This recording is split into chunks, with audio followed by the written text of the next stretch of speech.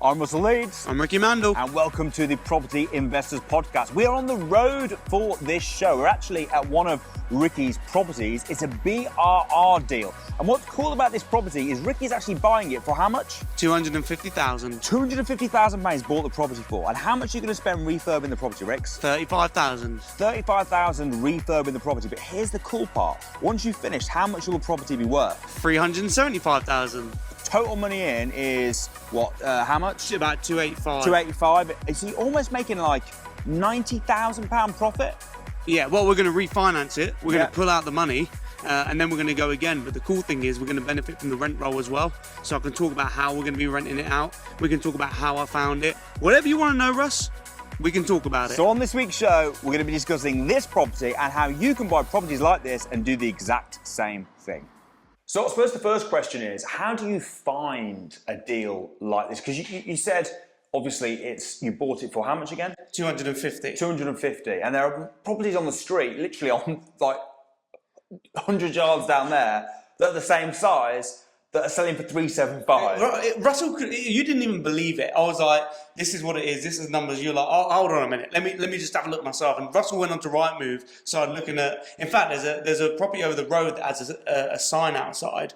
And Russell was going, how much is that one selling for? And we were scrolling and scrolling. We couldn't find it for sale. And then we realised when we looked at the sign properly, it had actually been sold, and that one had sold for 375. So what was your point again? Sorry. So my point was, how do you find properties? I mean, when you're looking around it, you kind of get some idea of why it's being sold for a lot cheaper. Yeah, I mean, it's not in great it's not. I wouldn't even describe it as in great condition. It's in terrible condition. It is in terrible condition. But what most people do that are, I guess amateur investors that aren't educated, aren't trained, what they'll do is they'll walk into a house like this and they'll be like, oh my goodness, it's terrible, it's awful, it's a mess, it's not nice, it's horrible, and they run away from it. But with the buy, refurbish, refinance strategy, it's properties like this that you want to be looking for. This is the worst house on the best street. Yeah. Because there's opportunity to do some work to it and pull out the money. The ceiling is kind of like a yellowy sort of colour. Is that? Yeah. Do they paint it that colour, or is that through years? Like, does anyone go into Dulex and go, right? Have you got a sick coloured paint? Yeah. Have you got paint that looks like what the sort of look I'm going for is? Imagine that someone threw up on a white carpet and then half cleaned it. Yeah. That's the colour. Or is that years of smoking in here? No, it's years of smoking. And you can smell, the smell of it. Considering the house has got literally no carpets, no wallpaper, it still smells of smoke. Yeah, it's quite incredible. Yeah, I think it's quite drastically reduced since the wallpaper's been peeled off. Yeah, and the curtains have gone. Yeah, and it's been aired out quite a bit. But there is still a bit of a scent here, and do you know what? It can be difficult. It is difficult to get it off. It's difficult to get rid of this one. But I think over time, as the work carries on, once the walls have all been plastered, the ceiling is yet to be straight back and redone. But once that's all been done, it will be near enough, pretty fresh. And then once it's been painted, then I think it will be completely gone. So what we're looking for these houses is basically the more problems, the worse condition the house is in, the better. Yeah, absolutely. And, when there's room for opportunities with properties like this and there's problems, what that often means is you can get a good price for it because the 250 I would say it's a fair price. It's what it was worth. Now others on the street are going for a lot more, but they're not in the condition that this is in. So when there is if this was on the market for 375, of course it wouldn't work. It's not worth that. So when there's problem properties, it's often more room for negotiations because the sellers know it's not worth what all the others are in the street, and that gives you room then to go in, do the work, fix it up. And then either flip it or refinance it, whichever option you decide to do. Well, the other good thing about having a house that's in terrible condition like this is you rule out a load of the buyers because, let's face it, although obviously a lot of property investors are around, most people that are buying a house, it's for them to live in themselves. Yeah. If you've got a house in a condition like this, that's in an absolute terrible state, that 99% of people are just like, ugh. Yeah, So yeah. suddenly, rather than them trying to sell to 100% of the market, You're just aiming at investors and developers. pretty much. Yeah. Yeah. So you're ruling out anyone that wants to live there. So you're all, by being in such bad nick, you're almost ruling out market value. Yeah. Because the only people that are going to be interested Are people that are wanting to make some money off of it. Exactly. Yeah, you're right. So are you searching on Rightmove for like renovation or disgusting? I mean, it's interesting because when we were looking on Rightmove and Zoopla, and we were using resources that you guys introduced me to as well, like Deal Sourcer. And it's funny because this was on there. But the way it came about and how we found it, which goes back, I guess, to the question that you asked probably about 10 minutes ago now, which you haven't answered yet, was how did we find it? We didn't actually find it online. We found it through networking because someone that I know that's from around the area knows a lot of people in the area and they're friends with them. And someone just said to him, oh, you're someone that Ricci guy is into property. I might have an opportunity for him. There's a house for sale, and this is where it is. Would they be interested? And I was like, damn, I didn't even see that one on Rightmove. So it came from almost like a word of mouth, And I think that what it showed to me which was quite interesting, was a lot of the deals that we find often do come from online and Rightmove and stuff like that. And it just made me think, when you put yourself in. You tell people what you're doing. You let people know that you're proper. Even if you've never done, I know some people listening to this or watching this will have never bought a house before, brand new, but want to get involved with it. If you are trained and you're educated, you've invested in yourself to be trained as a property investor, you are a property investor. It's almost like when you become a doctor.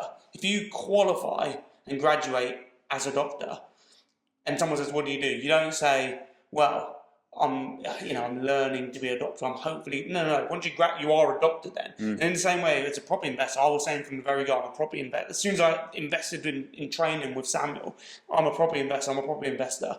And when you tell people that, put yourself out there, put yourself in the right rooms, in the right environment, then what happens is you'll get opportunities that you could have missed before. So this particular one, it came from word of mouth. Yeah.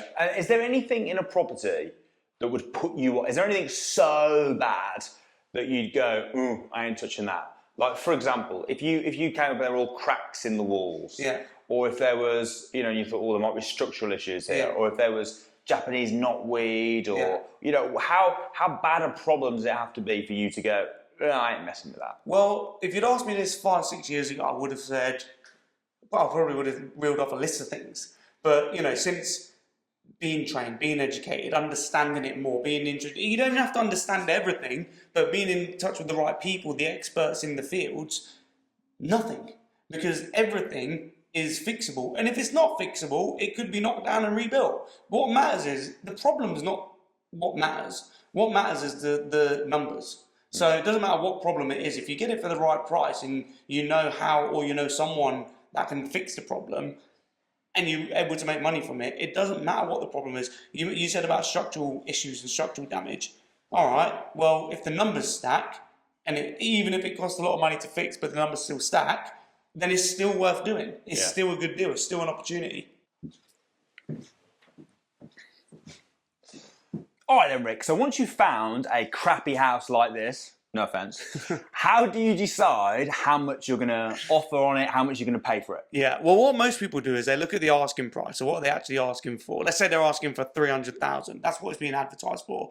And then someone might put in an offer and say, well, I'll buy it for 290. And if the offer gets accepted, they cheer and they go, oh, I got 10 grand off. I got it 10 grand below market value. And it's like, well, hold on a minute. You didn't. You got 10 grand off the asking price. That's just what they're asking for. Sure. You could ask whatever you wanted. It's just asking. You could say, oh, I want, let's say you were selling your cap. You could say, oh, I want £10 for my cap. Yeah. But no one's ever going to pay that for that cap, right? Well, no, they'd pay a lot more, wouldn't they? Oh, of course they would. Of course they would. I mean, if I put it on an auction for £1, it would go for more than £10. Probably. I think 11, so. 12, £10.50. Not more than 10. £10.50, exactly. But what your point is the asking price is irrelevant because who sets the asking price? The seller. There's no legal. I don't even look at the asking price. All right. Okay. I don't even look at it. I scroll and I don't even look at the price. So what do you do? What I do is I look at the end value first because you work backwards. So you work out what is it going to be worth in the end. Yeah. Once you know the end value, Then what we'll do is we'll times the end value by 75%. So we'll work out 75% of the end value. So And the reason you're doing that is because that's what the mortgage company will give you. yes, so when you refinance. This is if you're trying to pull all your money out of a Yeah. deal. This is like the perfect BRR. Yeah. Right, so this was, we reckon, 370. Yeah. So minus 75%. Leaves Sorry, you minus 25%, sorry. Yeah, that's 277. 277. Then you've got to minus The your refurb. which takes down to 247. Yeah. And then that's the most you're prepared to pay. Yeah. Now we did pay 250 for this. So Crap deal. but what you got to look at is the return on the investment when you're refinancing. And listen, every strategy is slightly different. Not every strategy you're based off of the return on investment. Like, for example, if we were to flip this and then sell it, well, we'd look at the net profit percentage. Yeah. But when you're refinancing, we're looking at, we factor in net profit percentages as well, but we're looking at how much money we're going to leave in to the deal and how much cash flow will we get. And we'll work out the return on investment. And let's face it, you're going to own a property like this. You'll make a load of money in equity, and you might leave in 10 grand. Yeah. Once your legals and everything's gone in. So it's still a very, very good deal. I'm happy to leave in a few £1,000s if you're going to make some money with the rent roll. Also, but I was going to say, by the end of the year, you'll probably have made your money back anyway. Oh yeah, the whole tank. You'll be 100%. I mean, let's say we left in. Let's say the end value is 270. That's what we got valued at. Sorry, 370. Then we got 270 back, 277, and we bought it for 250. Let's say that works out perfectly, and that's how it is. We leave in 3 grand into the deal. Well, if we profit, I don't know, 500, even if it's £500-600 a month, then we would have made the 3 grand back within 6 months. Yeah. So that's going to be that'll be a 200% return, right? Yeah. Am I right?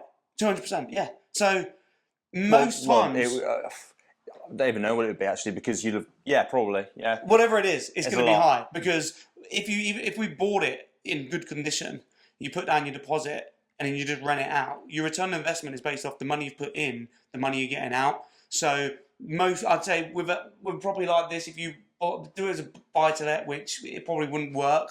If you did it at HMO, your return on investment, a good return on investment in today's market and economy and stuff, I'd probably say for a HMO between 25 and 30% would be a great return on investment. So the fact that you can pull out your money, leave a little bit in, and get an over 100% return on investment, it's phenomenal. Yeah. So then, by the way, sorry to interrupt you there, Russ. Go on. But not only that, but then you've got the money back that you put in to then do it again. Yeah. So it's rinse and repeat, rinse and repeat. Exactly. Right. So we've kind of worked out how to offer this. However, there are 2 big figures that we didn't really touch on. That in order to work out how much you could offer, you kind of need to know, number 1, the end value, which we've just glossed over and said, no, the end value. And then number 2 is the refurb costs, which again we kind of glossed over and said, just need to know the refurb costs. It's going to cost this much. So when you're assessing a deal like this, when you're putting an offer in, how much due diligence are you doing into those 2 figures? Yeah, well, there has to be a lot of due diligence. Everything, when you're about to buy it, the due diligence is very thorough. Now, I would love to go into loads of detail about due diligence, but that would probably take a few days. So what, I guess in a nutshell, the due diligence that we did for the end value was looking at what's for sale in the area, what's sold in the area, and also speaking to agencies, finding out what they think it's worth. There are other things we do as well, which takes a little bit more time, like working out the average price per square foot in the area. We use softwares for that as well, like Deal Sourcer, great software to use for it. Because I'm not good at numbers, as you can probably tell. I'm not good at working out, mathematics and stuff like that. So with Deal Sourcer, You're not good at working out mathematics. I'm not good. See, not good at stringing a sentence together. I'm not good at a lot of things. What I am good at is property. Yeah. And you don't have to be good at everything, but with Deal Sourcer, it works out this for you quick. It's instant. It is. You can use Deal Sourcer, but a very easy way to do it is you go and look at Rightmove sold prices, find properties that are similar in the area, look at what they've sold for, look at how big they are, work out the average selling price per square metre, look at a few, 6, 7 in the area, and you'll get a rough idea. It will normally be about the same. Look at the size of your house and check it out. So when you're normally looking at new builds or recently refurbed properties, and that will give you a really good idea of how much it will be worth. Regarding the builder's quote, obviously, It's a great tip if you can get a builder in. Yeah. Once you start doing more of these, you kind of get a feel, don't you? Now, when I go and view a property now, listen, I'm not a builder, and I wouldn't be able to cost up, or how much is that going to cost? How much is it going to cost? What I have got a good vibe for now, because I've done it so many times, is going into properties, and I can just sort of feel, you're looking at about 50k to refurb this. So you go somewhere, you're looking at about 40k, 30k. I think you've done a very good job actually getting this done for 30k. Yeah. You must have some good deals with the. Well, we do have a very good builder, and because we're doing this regularly, it's about your network as well. But not just that. I've also done things where, because I'm familiar with it all.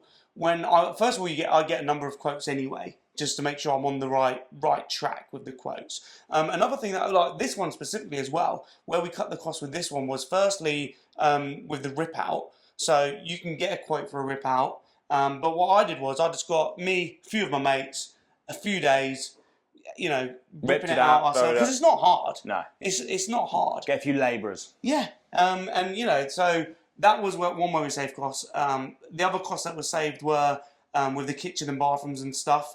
Shopping around for good deals. And it depends on what time of year it is and stuff. There's always deals on and sales on. When you're looking at investments, you want to go with your formulas, not your feelings. If it's your own house, you're buying with your feelings, aren't you? So kind of the money's up, it's not really... You can spend what you want on a kitchen. Right. You could do a $5,000 kitchen or a $100,000 kitchen. Yeah. Now, the kitchen that we're getting for here is from Wix, which I like to use Wix, and that's only going to be 2,800. It's just under $3,000. How much fitted? I'll have to have a look at the quote. That's included in the builder's quote. So, but Wix do fit. I think they do kitchen. I'm not too sure actually. But in the builder's quote, the kitchen fit was part of that package. Yeah, well, the actual kitchen itself. So you got a dirt cheap kitchen. Yeah. Which is what I wouldn't go incredibly cheap, because you can get you could go as far as you want really. You could get a second-hand kitchen if you wanted to, and I probably wouldn't, but you could for maybe 800 quid, $1,000. But I wouldn't go dead cheap. But I wouldn't go top of the range. If you go on places like look at makeovers people do as well. You can. You've ripped yours out because this is terrible. But often if you're doing a normal BRR, you can do things like change the kitchen cupboard doors. Yeah. Leave a lot of it in place. Put new worktops on, which are dirt cheap. You could even sometimes just repaint them. Yeah. Another area, talking about the kitchen, the reason why it is quite cheap as well, when we save more costs, was we bought things individually when they were on sale, and we built the kitchen around that. So the cooker, the dishwasher, the sink basin, we've already got that stuff because we bought it when it was all on sale. So then when we go to the kitchen designer, we say we've already got this stuff. These are the measurements. Then they design it around that, and you probably save maybe £1,000, £2,000 there by getting small things like that on a sale. It's amazing what you can do as well when you have got a budget in mind. Yeah. And when you're trying to fit to it. I've seen people that are picking up stuff on Facebook Marketplace. You know what I mean? And it's like the furnishings, the bits and pieces. You can save an absolute fortune. Who's doing the sort of interior design aspect of this? Is that something you're doing? Is it something Perry's doing? Yeah, we're doing it, I guess, Perry, the aesthetic side of things, Perry will have the final say. Yeah. So the way that we're doing it, we're obviously teamed up with this, we've brought it together. So I'm heading up the renovation, the logistics of it all.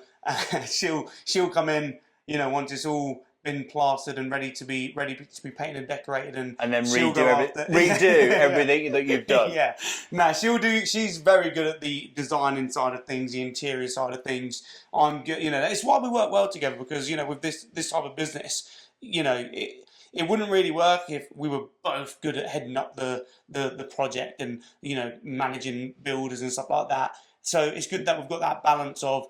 Stuff that I you're head good that at. stuff up. She heads up. She does the mathematics and design side of things. So that's how we're doing it. So I'm heading up this side of things. It'll be about probably 6 weeks when this is ready to be, painted, finished, decorated. That's when she'll come in and she'll boss that side up. Sweet.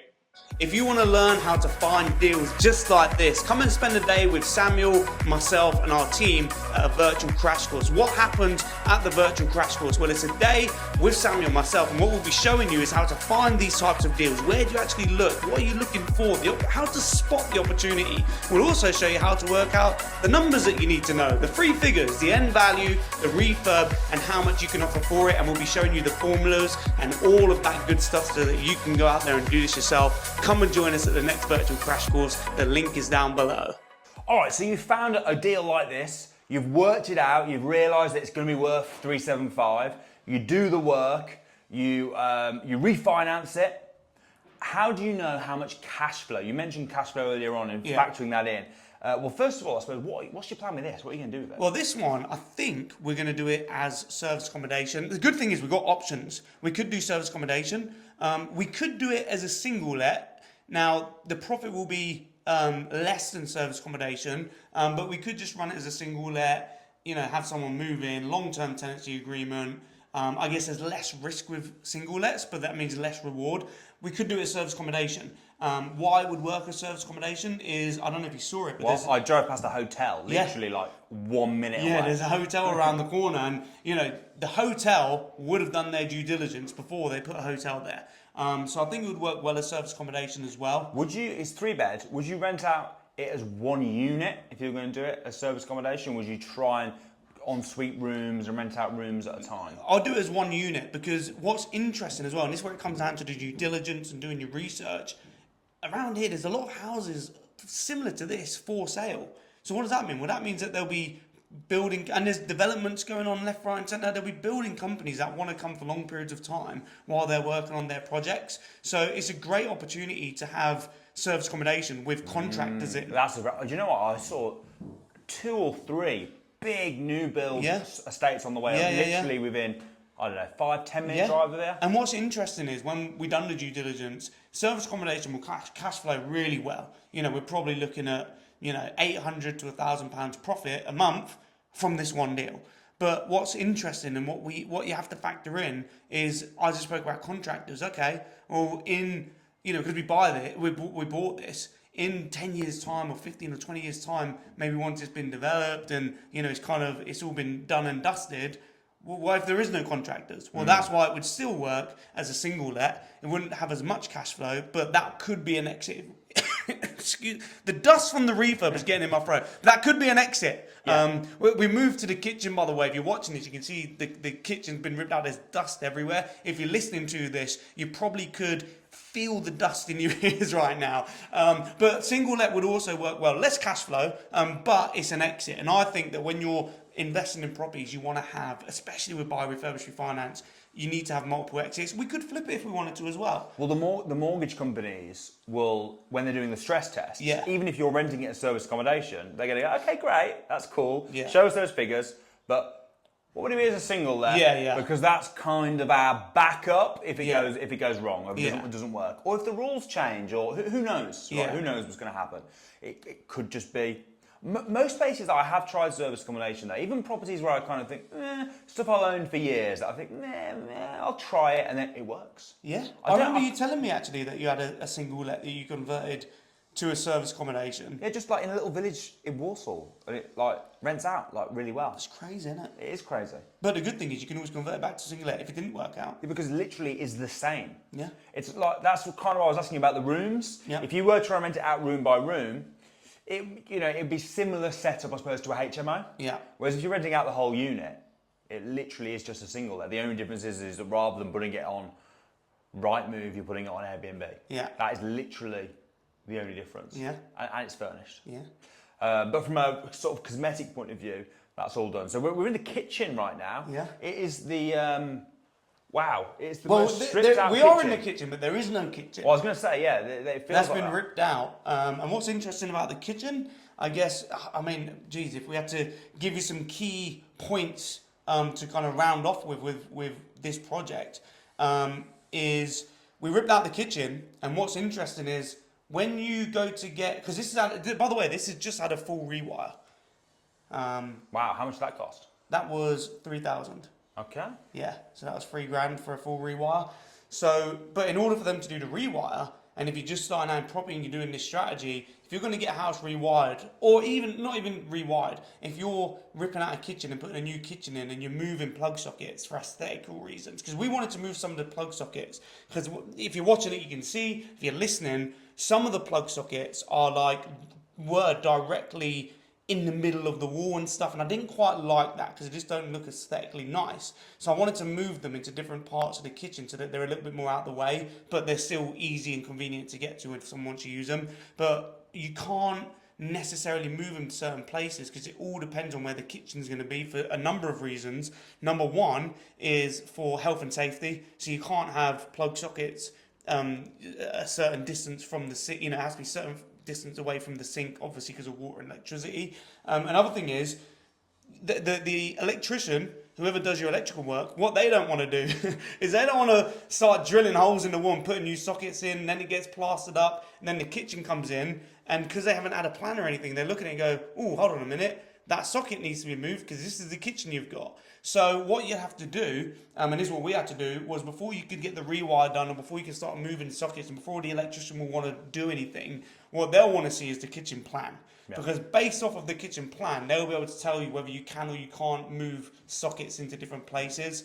Are you making the kitchen any bigger? Are you keeping it, for example, obviously, that area clearly used to be like a utility. It's a utility, yeah. Are you leaving that as an open plan? No, so if you're watching it, again, you could see we're in the kitchen. Behind the camera is a utility, and there used to be a glass window with a door there, but it was pretty bad condition. And also the door opened into the kitchen. Small things you want to think about, by the way.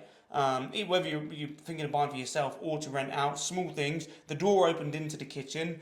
And we wanted it to open into the utility, just for space reasons. See, I would be tempted to not have a door there at all. Well, the thing is though, when you've got, if that's going to be the utility, because I was contemplating this, I was thinking about put your work surface all the way one long. You could do that. You could do that, but if that's going to be the washing machine area and that's where people are going to be doing the washing and stuff, I didn't want smells from the kitchen going into the utility where it's like fresh, it's clean, it's where the washing gets done. It's like the cleaning area. So I didn't want that to happen, which is why we're going to get a new glass window put into this, to separate the kitchen from the utility. So then they're separate rooms. We also contemplated knocking down this wall. If you're listening, there's a wall on our left-hand side. Which separates the kitchen from the one of the lounge areas. We did think about knocking it down. Now, if I was going to live here, I probably would knock it down. But kitchen diner, massive kitchen diner. But again, from an investment point of view, if one day we were to ever want to sell this place, and we wanted to flip it or whatever, if we wanted to get rid of it in the future, we can market it as it having 3 reception rooms. Because at the minute there's the lounge, the middle lounge here, and then there's an extension out the back, which is another sitting area. So there's 3 lounges, 3 reception rooms. If we knock this wall through, that would then take it down to 2. And I think it's more of a selling point saying there's more rooms than there is opening up the space. But it's arguable because some people that, would want to move here to live here might want an open plan kitchen. I think so. So I mean, I don't know, it's a hard one. It's a difficult one, and why it's a difficult decision as well is because we're not going to knock the wall down, and we had to make the decision because what you can't do is get all of the work done and then go, I think we should get rid of that wall. If you're ever going to do it, if you're going to do it, now's the best time when there's nothing in here and it's all been peeled back. So I guess my top tip when you're doing buy, refurbish, refinance is have the vision, know what your vision is, and also get a plan together. Get around experts that know what they're doing, got experience, network with other people that are doing it, that know what they're doing. Get a plan together, which is step by step, a clear plan of what you want to do. Because without a plan, you can get all the builders in the world, all the electricians, all the plumbers. And if you ain't got a plan, they'll turn around and go, come back to me when you know what's going to go here. Come back to me when you've got a plan for the kitchen. Come back to me when you've got the vision. Yeah, no, that makes sense. Have you made any mistakes on this project so far where you've gone, we kind of, just little mistakes? Well, you're making me think now about the kitchen wall. Well, yeah. But no, so far, so good. No doubt, there is room for contingencies in the refurb, of course, when we do our due diligence. No doubt there'll be some small little hiccups along the way, unseen, hidden problems. But it's part and parcel of the game, isn't it? Right now, so far so good, but we are in early stages. Yeah. We are in early stages. The only mistake we made was having a workman up there doing away. This is what we do. There you go. It's real life noise, guys. This is what we do. It's real life noise. Right, well, guys, thanks ever so much for watching. I've been Russell Leeds. I'm Ricky Mandal. We'll see you next week.